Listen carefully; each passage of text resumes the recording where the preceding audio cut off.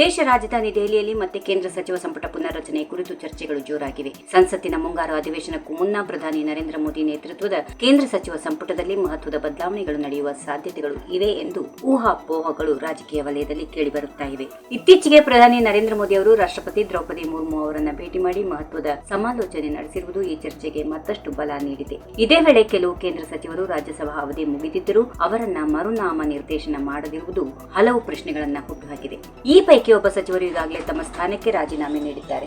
July ತಿಂಗಳಿನಲ್ಲಿ ಆರಂಭವಾಗಲಿರುವ ಸಂಸತ್ತಿನ ಮುಂಗಾರು ಅಧಿವೇಶನಕ್ಕೂ ಮುನ್ನ ಸಚಿವ ಸಂಪುಟ ಪುನರ್ರಚನೆ ನಡೆಯಬಹುದು ಎಂದು ರಾಜಕೀಯ ವಿಶ್ಲೇಷಕರು ಅಭಿಪ್ರಾಯಪಟ್ಟಿದ್ದಾರೆ. ಸಚಿವ ಸಂಪುಟದಲ್ಲಿ ಕೆಲವು ಹಾಲಿ ಸಚಿವರಿಗೆ ಹೊಸ ಜವಾಬ್ದಾರಿಗಳನ್ನು ನೀಡುವ ಜೊತೆಗೆ ಹೊಸ ಮುಖಗಳಿಗೆ ಅವಕಾಶ ಕಲ್ಪಿಸುವ ಸಾಧ್ಯತೆಗಳು ಕೂಡ ಇವೆ ಎಂದು ಹೇಳಲಾಗುತ್ತಿದೆ. ಕೇಂದ್ರ ಸಹಾಯಕ ಸಚಿವ ಹರ್ಷ ಮಲ್ಹೋತ್ರಾ ಅವರನ್ನು ದೆಹಲಿಗೆ ಬಿಜೆಪಿ ಅಧ್ಯಕ್ಷರನ್ನಾಗಿ ಹಾಗೂ ಪಂಕಜ್ ಚೌಧರಿಗೆ ಉತ್ತರ ಪ್ರದೇಶ ಬಿಜೆಪಿ ಸಂಘಟನಾ ಜವಾಬ್ದಾರಿಯನ್ನ ನೀಡಿರುವುದು ಸಚಿವ ಸಂಪುಟ ಬದಲಾವಣೆಯ ಸೂಚನೆ ಎಂದು ವಿಶ್ಲೇಷಣೆ ಮಾಡಲಾಗ್ತಾ ಇದೆ. ಇದರಿಂದ ಕೆಲವು ಸಚಿವರು ಸ್ಥಾನ ತ್ಯಜಿಸುವ ಸಾಧ್ಯತೆಗಳು ಕೂಡ ಇವೆ ಎಂದು ಮಾತುಗಳು ಕೇಳಿಬರುತ್ತಿವೆ.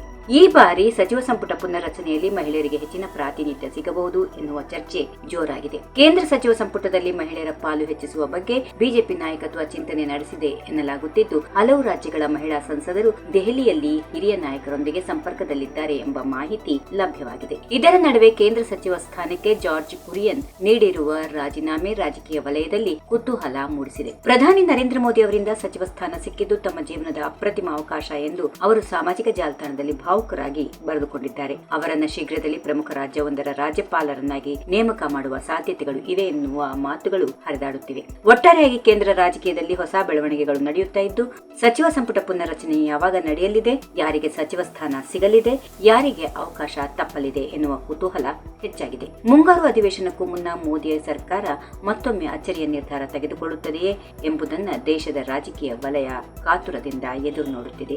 If you like this video, ಬೇಗ ಲೈಕ್ ಮಾಡಿ, ಕಾಮೆಂಟ್ ಮಾಡಿ, ಶೇರ್ ಮಾಡಿ ಹಾಗೂ ಯೋಯೋ ಟಿವಿ ಕನ್ನಡವನ್ನು ಸಬ್ಸ್ಕ್ರೈಬ್ ಮಾಡಿ.